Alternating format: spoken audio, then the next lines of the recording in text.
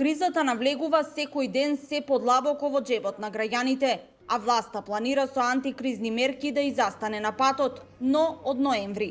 Првите мерки за заштита од ценовни шокови ќе бидат насочени кон граѓаните, а не кон трговците.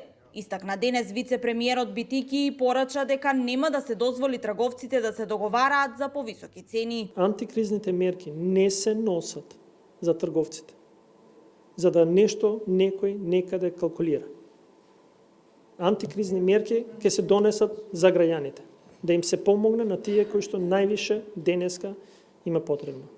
Затоа што сакаме да се справиме со последиците, затоа што причините институционално ќе ги решаваме. Владата со ребалансот издвои 74 милиони евра за 9-тиот пакет антикризни мерки. Но што точно ќе содржи овој пакет засега во јавноста никој не знае.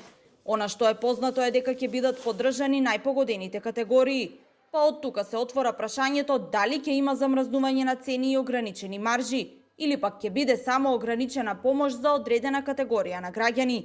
Според податоците на Државниот завод за статистика пак, едно 4-члено семејство за да го помине месецот му се потребни приближно 50.000 денари, од кои најголем дел, односно околу 20.000 денари, одат само за храна и пијалоци. Па во последно време тешко, да. Ке намалиме од трошоци и тоа што е неопходно. Го користиме, купуваме и тоа. Па тешко се поминува, меѓутоа кој како.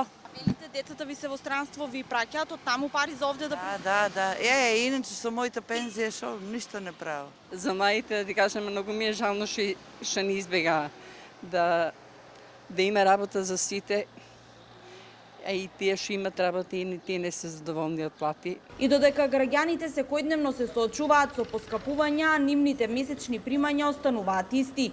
Надлежните си ја префрлаат топката еден на друг.